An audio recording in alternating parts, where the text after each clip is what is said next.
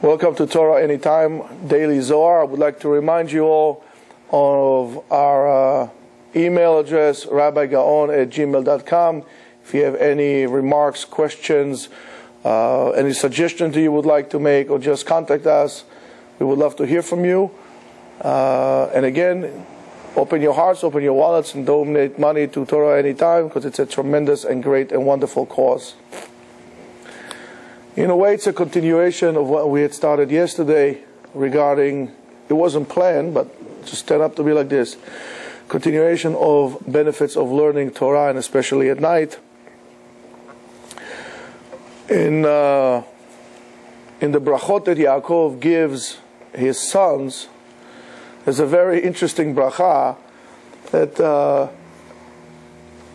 always as a kid kind of perplexed me a little bit. I was like, why is Dafka this? And it refers to Issachar Chamor Garem.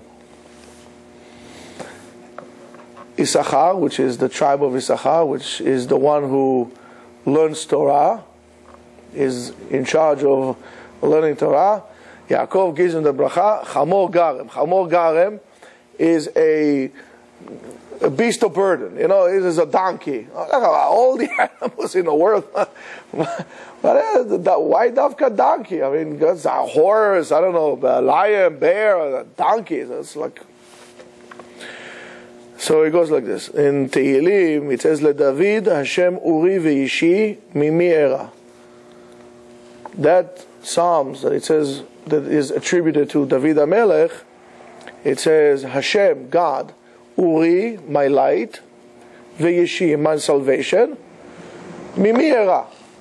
In other words, when I decide that HaKadosh Baruch Hu, that God is my salvation, He is my light, what do I have to be afraid of? Who am I afraid from? I don't have to be afraid of.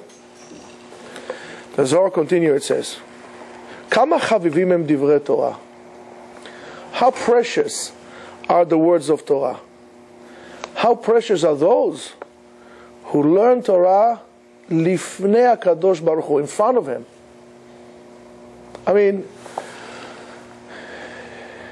how wonderful it is when you have a son, and your son comes and he sits in front of you, whether it's a Shabbat table or a Tuesday table, and he says a Dvar Torah.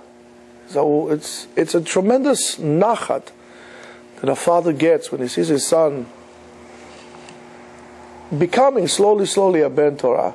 And I'll tell you, you could tell right away if your son is learning well in school or is not learning well in school by his behavior. You could tell if he's really learning Torah or he's not.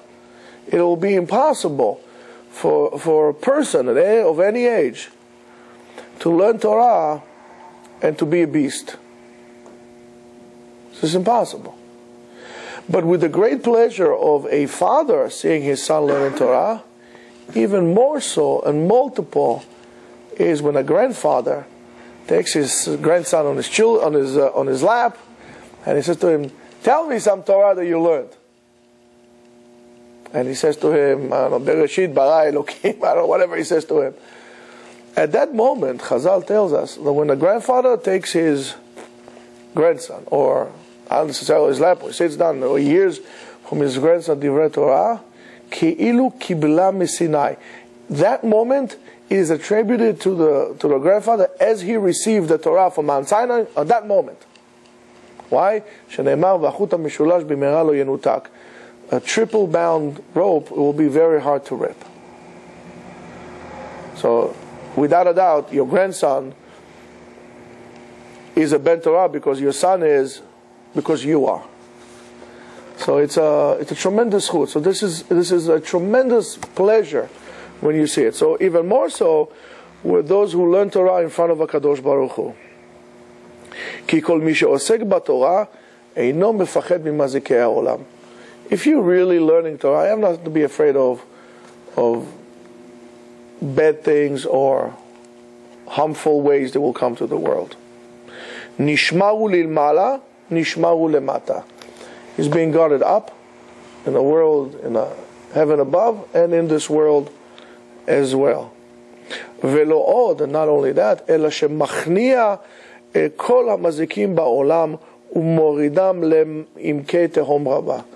Not only that he has nothing to be afraid of, but rather he is able to take all those bad attributes that come to the world, confine them and throw him to a dark pit. Bore, come and see. B'sha'ah sheba halayla, when night comes, now we're getting more on the spiritual thing, a metaphor, so keep that in mind. When night comes, haptachim nistamim, all the gates are closed. Uklavim v'chamorim, dogs, donkeys, shorim, bulls, meshotetim ba'olam. Now, not really dogs. I mean, really, if you ever went to a not an urban area, somewhere outside, and you went to villages. I used to go to in Israel to the Shomron, a place like this at night. It's you hear the dogs calling. You go. You're very safe here in the city. Yes, there's a lot of things that's going on there at night. But here on the spiritual realm, those attributes that will be like dogs, donkeys, oxen, like beasts of the night. There is in Kabbalah a concept that's called klavin chatzifin, vicious dogs that come at night. The Ari has it in the Atkinu Seudata of Seudah Shlishit. He talks about those klavin chatzifin, those vicious dogs that will come. It says, "I'm not afraid at this time," and so on and so forth. You should take a look at that. It's very beautiful. וניתנה רשות למזיקים להשחית וכל בני העולם ישנים במיטותיהם. At that moment, when night comes, when night falls, and all those beastly spiritual attributes go into the world, they get permission to cause harm while everybody else is sleeping in the bed, right? Unishmot atzadikim, the souls of the righteous people, olot umita'angot lemala, they depart from this world while you are asleep. A portion of your spiritual entity, the neshama. Remember, we said we have nefesh, ruach, and neshama. The neshama is without the two other parts that the Ari puts in, but the neshama is the highest level, the most spiritual portion of your soul. That portion, that third of you, goes up to Shamayim, gets an elevator up, receive what it receives, get some heavenly pleasure, otherwise it's very difficult for it to exist. And כשנתעורר רוח צפון, and then when the north wind is awakened, ונחלק הלילה, because at night the winds change. The wind shift. The wind doesn't come always from one direction. They change many times because of the spinning of the earth, many other things. Usually at night, if you guys are busy sleeping, but you don't pay attention, or if for whatever reason you're doing other things at night, but you never actually gave yourself the pleasure and the benefit to experience things. You always like to be involved with things. You don't understand that sometimes being passive is being active as well. So if you would go, argument's sake, let's say in the summer, you will go out camping. Most people that will go out camping will make a fireplace and drink some beer, and they'll eat, and they'll do whatever they do, and that's not why you go out to camping. It's a part of the experience, but allow yourself one time to go somewhere, sit on a rock at night, and just sit there and observe. We used to have amazing power of observations. That's how we gain all this knowledge, but we lost them anymore. The only power of observations we have right now is our ability to observe the TV. That's the only thing we observe. But that's being fed to us. We don't experience it. So at night, the night shift, when the north wind is awakened, and again, these are all not necessarily winds of physical also, but not always, also refers to spiritual attributes.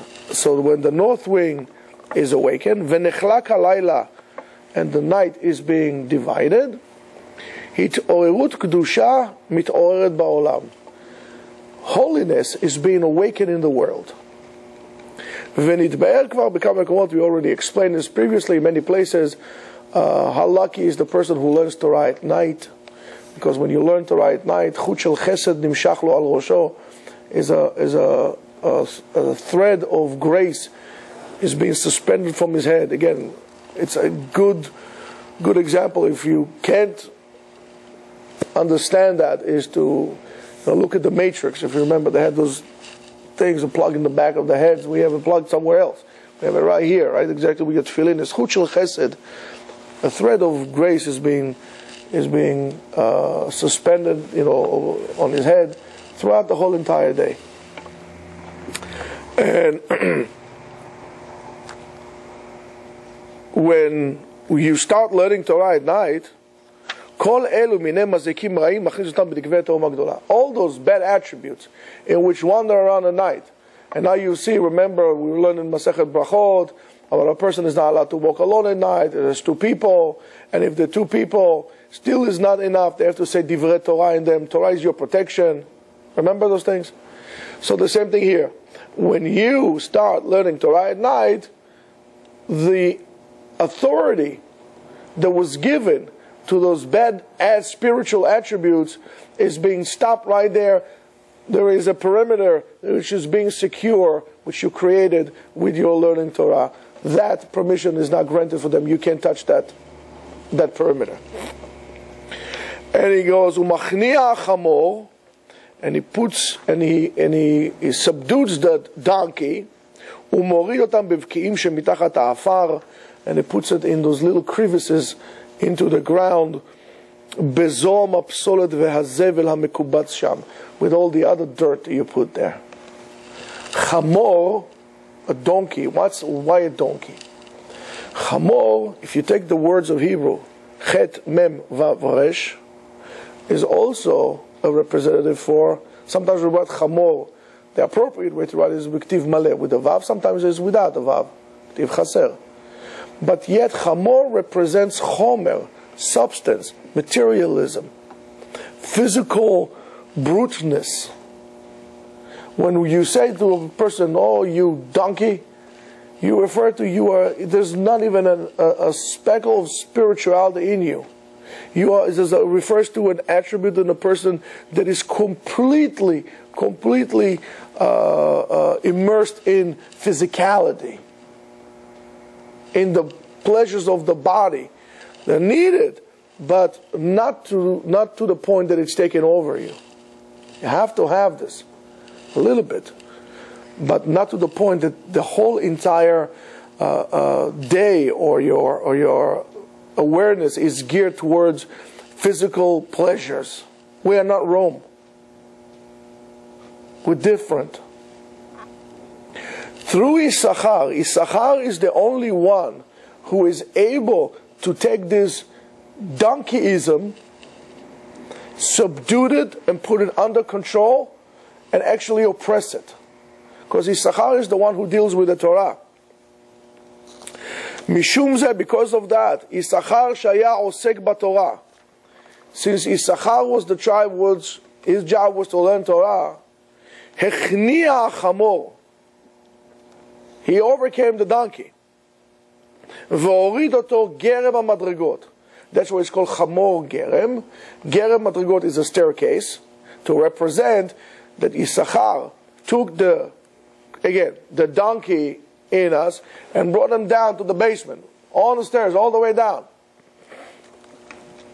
And that way it's called chamor gerem. It goes up the stairs or down the stairs. Which elevator is going to take? It's up to you. Shaya oleh la'azik ba'olam. ושם מררו בין המשפטיים, בין הזוהמות של בקיעי העפר. If you don't subdue that, it will come up, it will rise up, and it will become a filthy, it would filth everything with its filth. You could have an immaculate room, clean, beautiful, gorgeous, Japanese style. You come in with your boots, with mud, you're going to walk in, there's going to be a trail. Is the room, the whole entire room messy? No, but guess what? It's not clean. Clean means clean. There's no half clean. Come and see. Ma katuv vayere mincha, when it says Yisod mincha kitov ve'et haaretz ki na'ama vayat shichmo, where it refers to it. What does it mean na'ama? What does it mean vayat shichmo? What is the mincha? Vayere mincha kitov zoi Torah shebichtav. Kitov is Torah shebichtav. Ve'et haaretz ki na'ama, so the mincha, the offering of kitov, is that's called Torah. Ve'et haaretz ki na'ama, the word na'ama, zoi Torah shebe'al peh, refers to the oral Torah. Again, the oral Torah and the written Torah are one entity. One was given to us immediately at Har Sinai. One was given to us as we went along. It is one thing. He who thinks the Torah shebe'al peh is separate or different or is given by somebody else besides God himself is a hypocrite and a heretic. I wouldn't say an infidel, but you know what I mean. You cannot separate it from that. If you are going to take a person and going to split him into half, it's a half a person. It's not the Torah. The Torah is one entity. And it has two parts. Right part, left part. Torah shebe'al peh, Torah shebichtav. Torah shebichtav would include many other things in it. Torah shebe'al peh Torah shebichtav would include the 5 books of Moses, given by God. And to all those who think that the Torah was not given in Mount Sinai, or was written over a period of time by different people, as in some schools that are non-Orthodox, that's the teaching, is completely wrong and could not do more harm to his people than saying such thing. If this is your starting point, I hate to see where you're going to finish, if you would finish at all.